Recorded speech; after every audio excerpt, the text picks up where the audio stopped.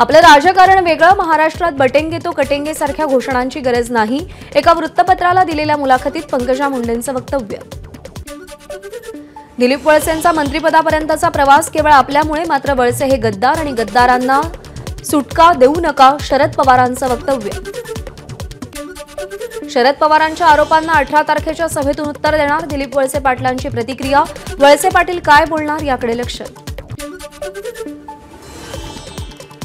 मुलीनंतर साहेबांनी थेट नातूस पुढे केला, बारामती तालुक्यातील गावभेटी दरम्यान अजित पवारांची फटकेबाजी. शरद पवार मार्गदर्शकाच्या भूमिकेत असतात, त्यामुळे भावनिक मुद्द्यावर बोलण्यापेक्षा विकासावर बोलायला हवं. अजित पवारांच्या नातू पुढे केल्याच्या वक्तव्यावर रोहित पवारांची प्रतिक्रिया.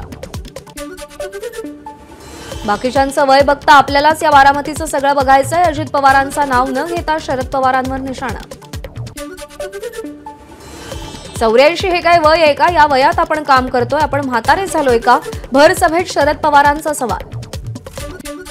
अख्खं कुटुंबाविरोधात पण लाडकी बहीण अजित पवारांसोबत, बारामतीच्या सटपे गावात नीता पाटील यांच्याकडून अजित पवारांचा प्रचार.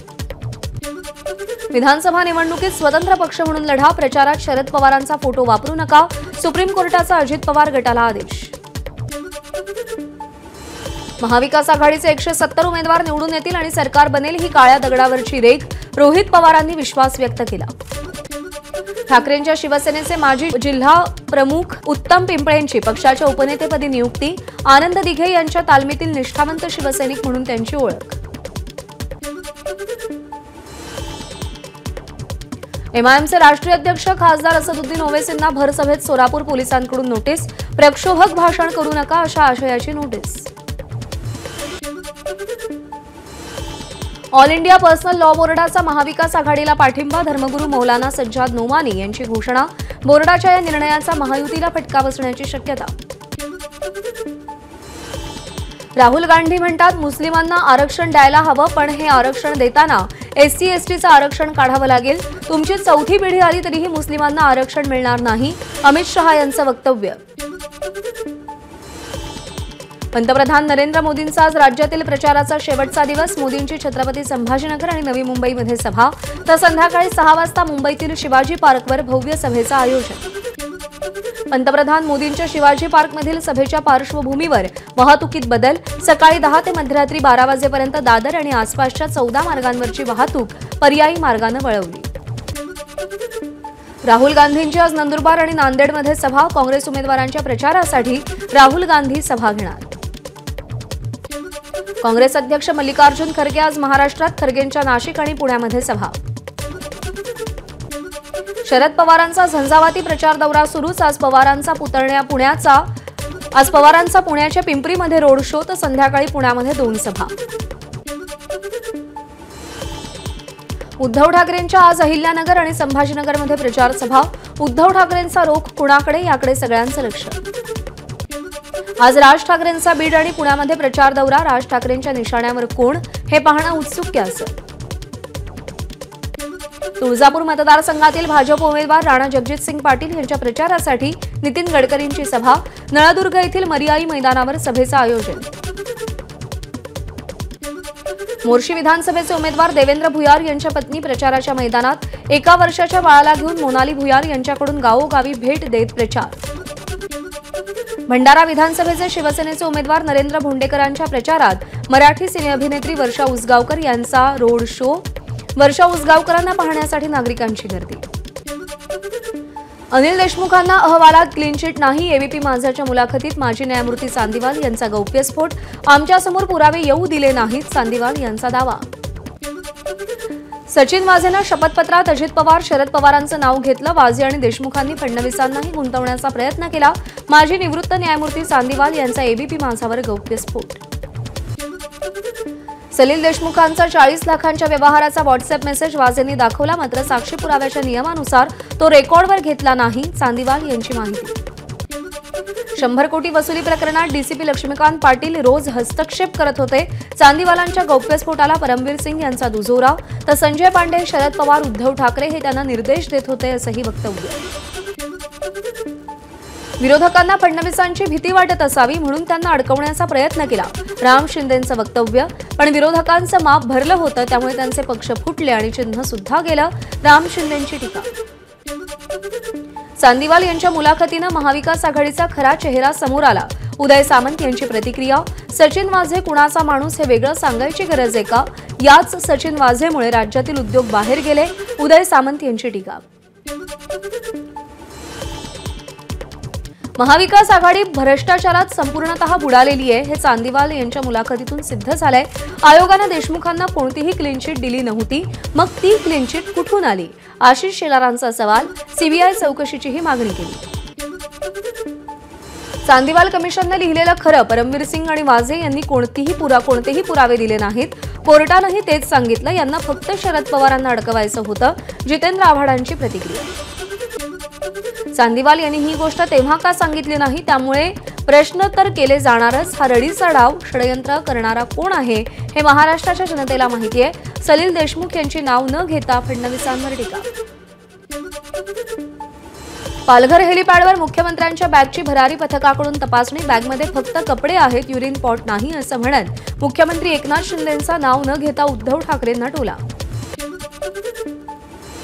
तुम्ही सगळीकडे पैसे खाल्ले म्हणून तुमच्या बॅग चेक होतात, पण आमच्या बॅग्स चेक होतात. आम्ही व्हिडिओ काढत नाही. मुख्यमंत्री शिंदेंचा उद्धव ठाकरेंना टोला.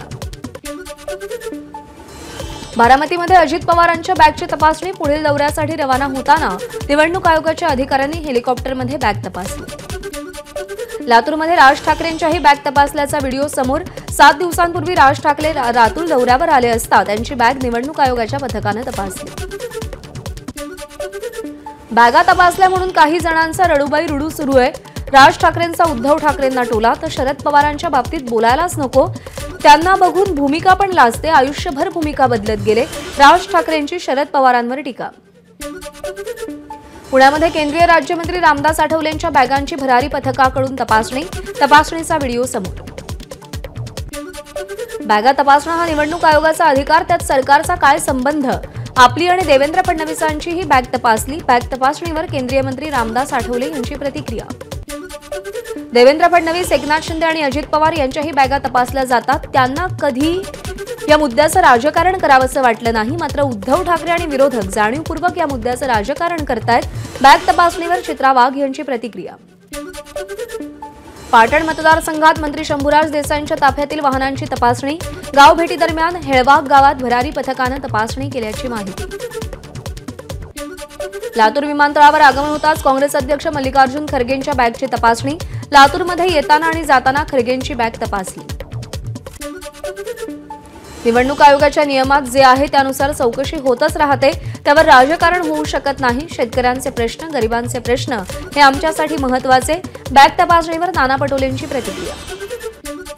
कापूस आणि सोयाबीनचे भाव हमीभावापेक्षा कमी आले तर मधला फरक सरकार देणार. उपमुख्यमंत्री देवेंद्र फडणवीसांचं आश्वासन.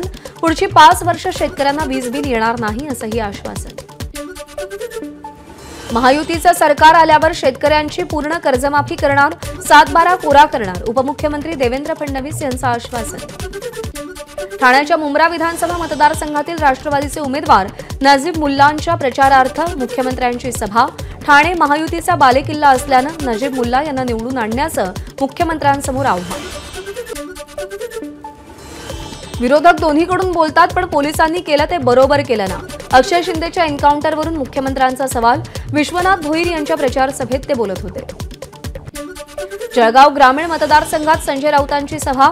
बाळासाहेबांनी टपरीवाल्यांना आमदार केलं, मात्र आता ते परत दिसायला नकोत. राऊतांची गुलाबराव पाटलांवर टीका.